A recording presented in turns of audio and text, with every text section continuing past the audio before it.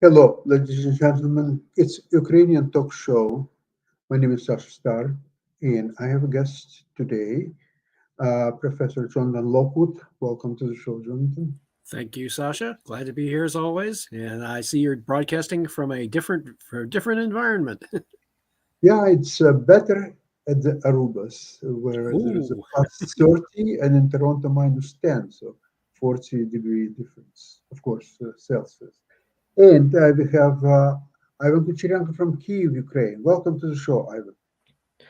Hello, Sasha. Hi, Jonathan. Nice to be back there with you.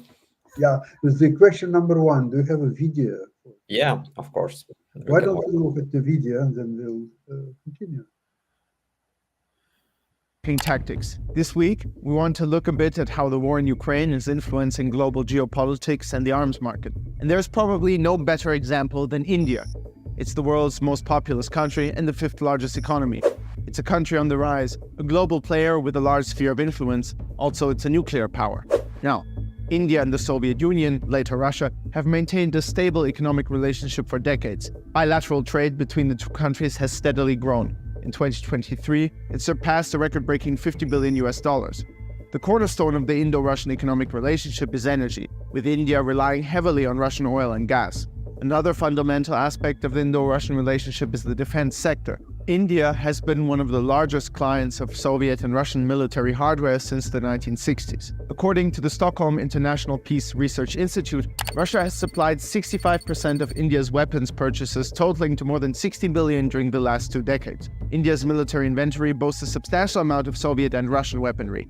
This includes famous platforms such as the MiG series of fighter jets, Su-30s, T-72 and T-90 tanks, and naval vessels like the Admiral Gorshkov aircraft carrier, which is now called ENS Vikramaditya. But it's not just about old weapons sold to Russia. Both countries have agreed on joint ventures to produce Russian technology in India, such as the BrahMos cruise missile, the Su-30 MK multi-role fighter, or the production of the AK-203 assault rifle. Prime Minister Modi in 2014 announced the Make in India initiative, which was a call to reduce dependency on foreign production. Additionally, India has procured advanced systems such as the S-400 air defense system. The fact that Russia has sold S-400s to only a few other countries underlines how strong these ties are, although there were certain complications surrounding the delivery of these systems in the past year. That brings us to the war in Ukraine. New Delhi has maintained a neutral stance on Russia's invasion of Ukraine, urging both sides to end the war. But the country indirectly supported Russia at the UN by abstaining from various votes against Russia. For example, against a draft resolution condemning Russia's annexation of 4 regions of Ukraine.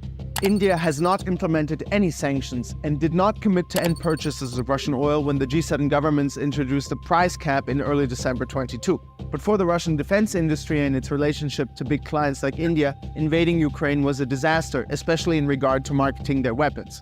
Yes, Russia has caused huge amounts of destruction in Ukraine and is holding on to conquered territory, but with quantity, not with quality. For the flagships of the Russian army, the past years didn't exactly give the impression that these were reliable quality products. The unstoppable Kinjal hypersonic missile was intercepted, the T-14 Armata battle tank was supposedly pulled out of Ukraine due to low performance, and an M2 Bradley infantry fighting vehicle recently destroyed a T-90 main battle tank in battle. That's pretty incredible considering what both vehicles were actually built for. So, following not only a gloomy performance record of Russian weapons on the battlefield, but also huge logistical issues due to the high demand of spare parts, India has begun to turn its back on its longtime partner, cancelling various defense contracts. Here are a few. April 2022, the Indian Air Force cancelled plans to purchase 48 Mi-17 V5 helicopters from Russia. May 22, Indian Air Force officials announced the cancellation of plans to upgrade its inventory of 85 Russian Su-30 MKI fighters due to logistical problems arising from the war in Ukraine.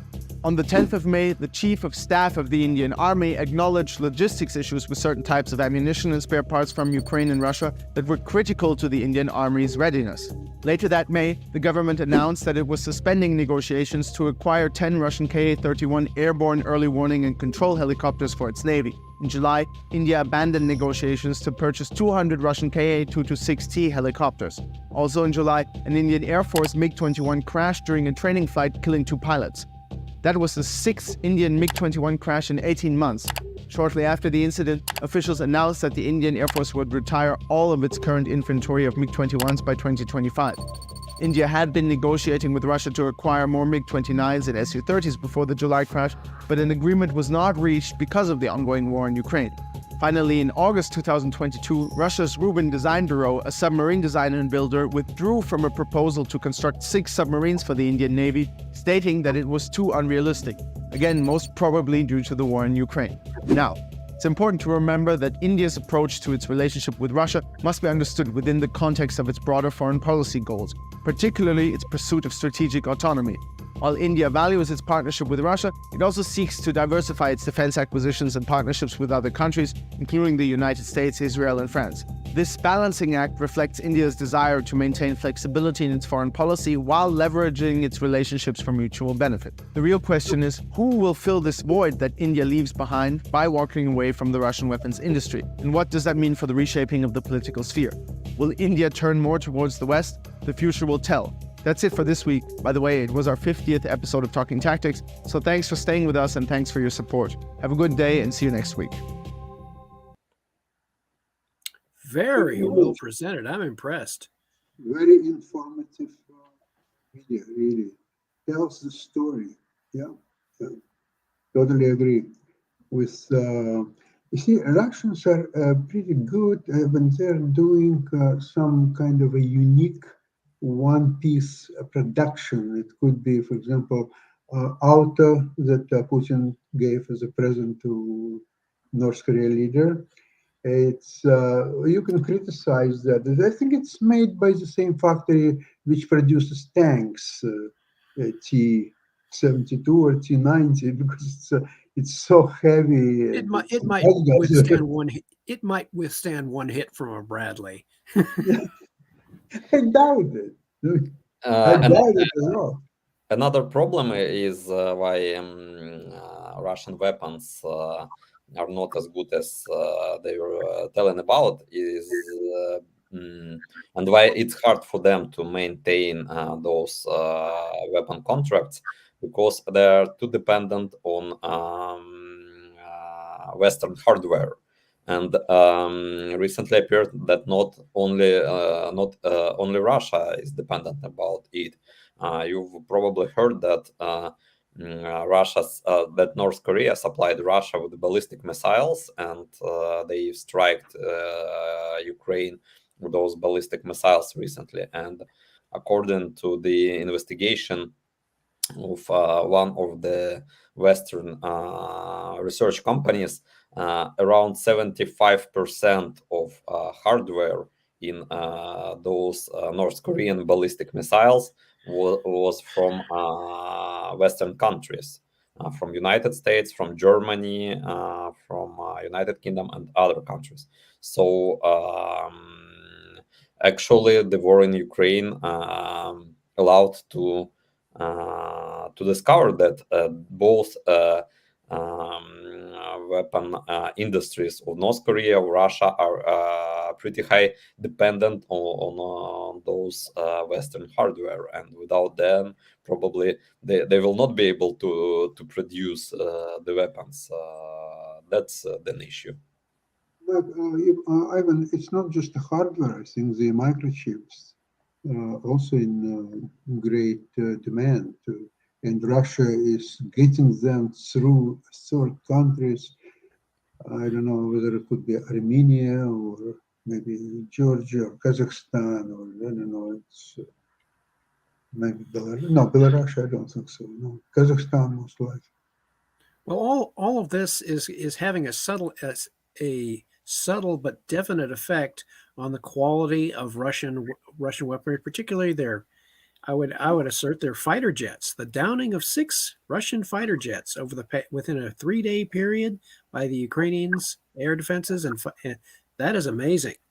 And it is showing a definite shift. There is a growing trend towards the development of what will eventually be Ukrainian air superiority over eastern Ukraine and certainly Crimea. And all of this is not.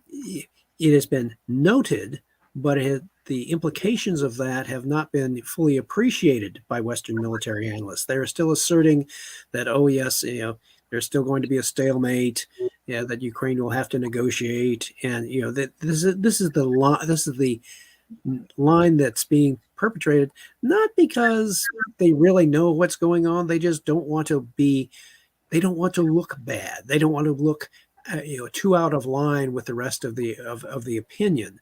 But now, again, I would assert, that Ukraine is just waiting for its opportunity. They're on the defensive, but it is defense by choice. And so they are waiting for the proper opportunity to unleash a decisive counterstroke. They are getting the material, they are getting the weapons they need, but they're getting them piecemeal and from various sources. And this is what the issue is now turning on, is the ability of the Ukrainian military to take what they have been given, exceed expectations the way they have been doing all along, and create a decisive counterstroke, which could be either to the attainment of air superiority over the theater, or accompanied by potentially a decisive counterstroke which severs the link between Russia and Crimea logistically and in terms of reinforcements. In the meantime, Russians got a great victory by taking finally Avdiivka after several months. That has also been characterized, by the way, as after several years, because Russia actually tried to conquer Avdiivka starting from 2014, and they were successful in it. Then Avdiivka was liberated by the Ukrainian army, and from that time they were unable in capturing it. Despite the peaceful agreement, they made several attempts to capture Avdiivka. Last one was in 2017 when they tried to attack it in order to capture it quickly. They were unsuccessful. And when Russia started the full-scale invasion, their propagandists from so-called DNR, they told that they will capture the whole territory of Lugansk and Donetsk region within 3 days. And what is remarkable, that Avdiivka is a suburb town of Donetsk, which was occupied by Russia. It's several kilometers from Donetsk, and they were unable to capture it for 2 years after the start of the full-scale invasion. And the only reason why they at least captured it is because of those meat grinders. They were throwing enormous forces. According to the words of their own propagandists, they've lost more people trying to capture Avdiivka than they've lost in Bakhmut. So they paid a pretty higher price for that. And during the last days, they've used almost 600 air bombs on Avdiivka. It was really a hell, and unfortunately, Ukraine was not able to intercept all their fighter jet there. But Jonathan, you are right that 6 during last several days were down. And what is remarkable, that these 6 Russian fighter jets, they're so-called modern fighter jets, the Su-34, Su-35, because previously they've used Su-24, the old one, battle fighter jet, and now they're using so-called modern Russian fighter jets, and these appeared to be completely defenseless against the modern Ukrainian anti-air defense systems. So, What do you and remember? we even didn't get F-16. I think Right. that when Ukrainian pilots will at least get F-16, there will be no Russian aircrafts near the Ukrainian borders at all. They will just be There will be to fly here. this trend towards accelerating losses. This trend will accelerate once the F-16s are fully brought into the battle, and it kind of right now the Russians remind me of a chess player thinking that they have a material advantage and trying to exchange down and simplify the situation. But the thing is, that only works if you can exchange equally down. And the Russians are taking far superior casualties, and their occupation of Vityivka has been characterized by some Western analysts as a Pyrrhic victory. And Pyrrhic, as you recall, King Pyrrhus of Epirus had won a rather costly battle against the Romans, and he was being congratulated on his costly victory. And King Pyrrhus responded, "If the gods see fit to grant us another such victory, we are undone." Yeah, something like if I have a few more victories like this, I will have no army left. Yes, they are trying to use their material numerical superiority and so forth to wear down the Ukrainians, but that doesn't work if the Ukrainians can succeed in wearing down the Russians a lot faster. And once they get that vital qualitative superiority in the air, which I project will happen once the F-16s are fully in play, then the stage will be set for the Ukrainians to unleash a decisive counterstroke in the theater. By the time they're getting lack of their Black Sea fleet, because they've lost another Russian warship went running out of targets in the well-known direction. Great landing ship, Caesar. It had name Caesar. Actually, talking about the Roman history, but he was named after the Soviet Caesar Kunnikov. They had such a commander, and that ship was named after him. But what is remarkable that this ship was built in Poland, in Gdańsk, in 1986 year. So Russia was not able to produce such ships from that time, and they are now just losing the old Soviet ships, their old Soviet fleet, and in Black Sea they already lost 5 ships of that class. They're pretty huge ships, several 100 meters long, and capable of transferring the troops, and they've used these landing ships as a cargo ship, actually, because they are not able, after the Ukraine was successful in striking the Crimean Bridge, they were not able to transfer huge amounts of ammunition via the Crimea Bridge, so they've transferred those artillery shells, the missiles, using these landing ships. And what is remarkable, that after that Caesar Kunnikov landing ship was sunk down, the explosions from behind the water were for several hours, because all those ammunition, all those rockets, missiles which were on that ship, they've exploded for several hours on the Black Seas, beneath the Black Sea. So they're losing their fleet until the end of that so-called special military operation. I think that they will not be able to remain any of their ships. They've moved their fleet to Novorossiysk. It's not in Crimea anymore, and they're launching their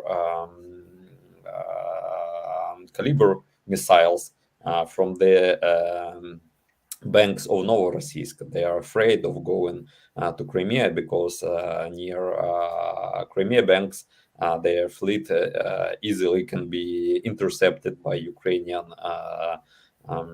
sea drones, and then the rest of their Black Sea will go to visit Moskva cruiser. In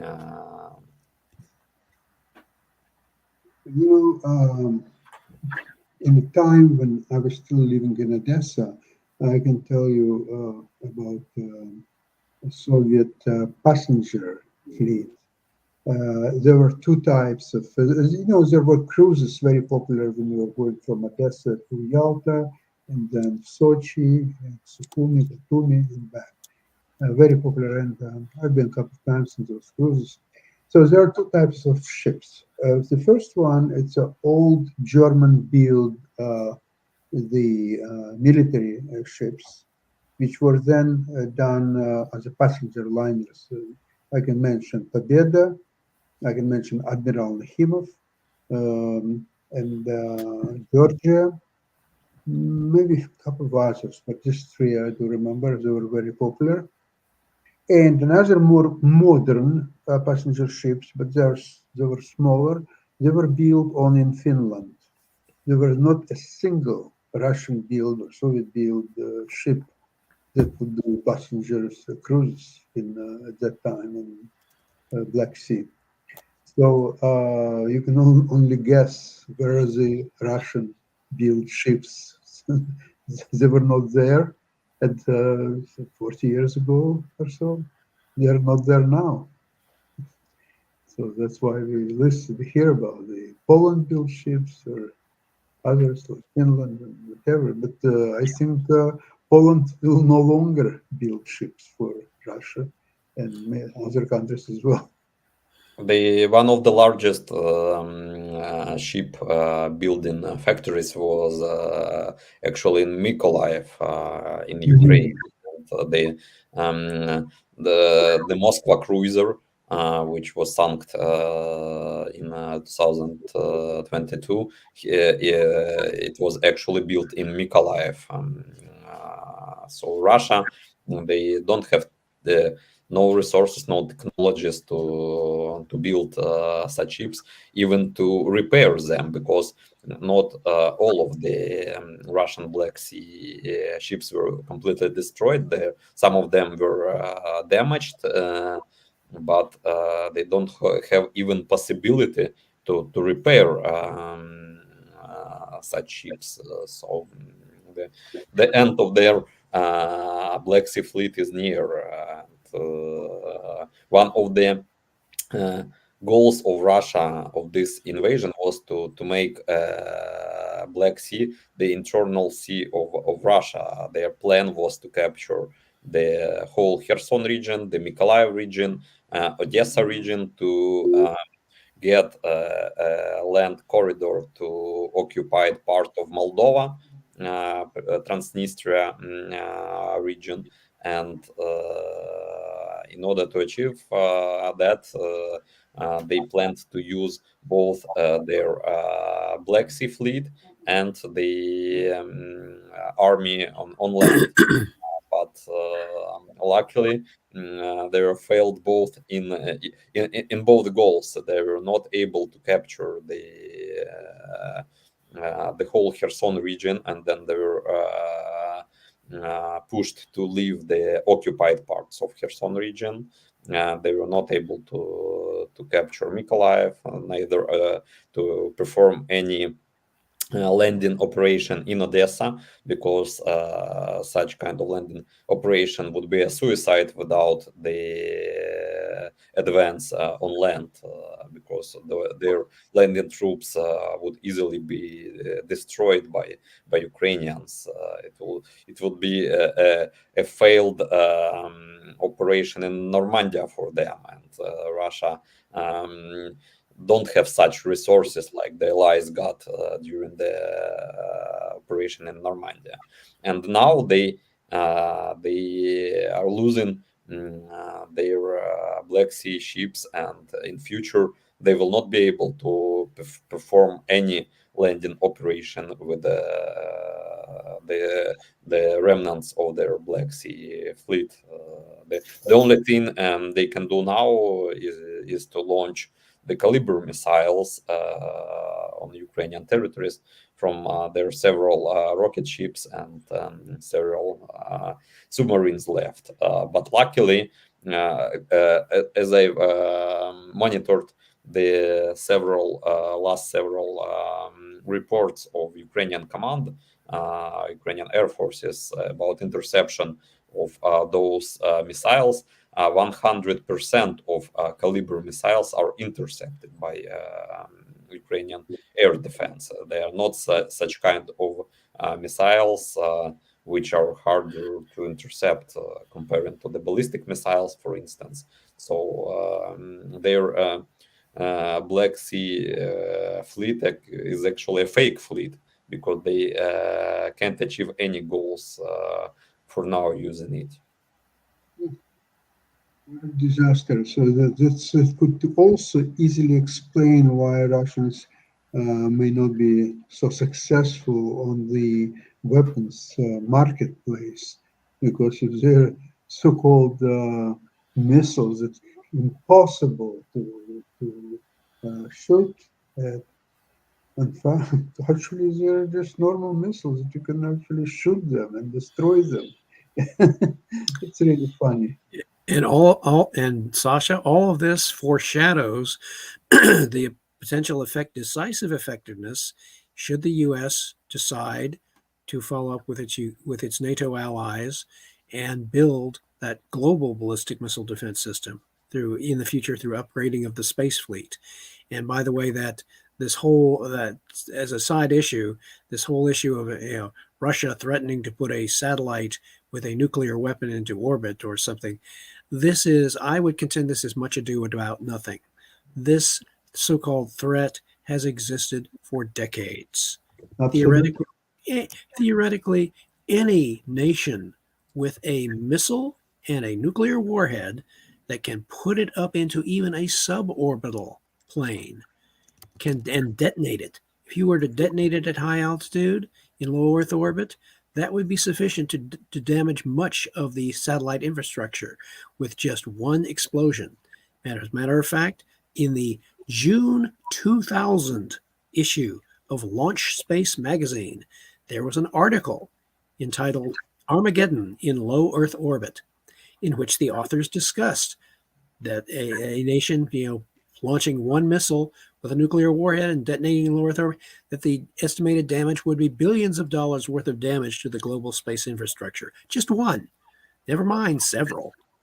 And so this threat has existed, but I find it very strange that now we're starting to, say that this is not a new threat. It's existed for decades, and yet solutions do exist. And it remains to be seen whether this current administration or the administration that is elected in November will follow through and go with what I perceive to be the most logical course of action in order to neutralize this so-called threat in space as part of the global ballistic missile defense system.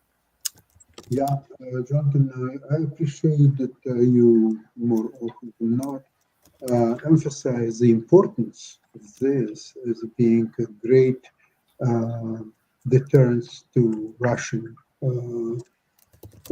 aspirations, whether real or maybe that's just a political move on their part.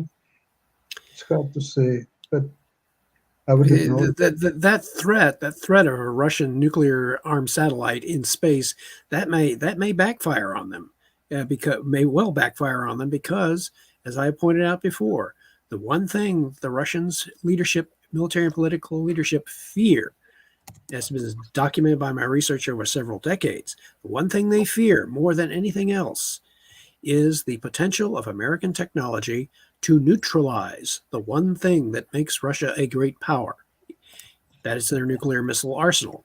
Boris Yeltsin, as you recall, back in 1994, Boris Yeltsin said in a speech to the Russian Duma, the only reason Russia is considered a great power is because its armed forces have nuclear weapons.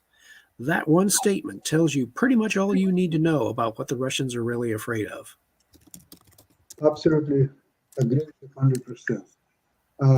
We are living in a very interesting time in developing this war. I think Ukrainians are getting much more confident, and even the fact that finally they decided to leave Avdiivka, that tells me a lot. That this is a very prudent and realistic approach.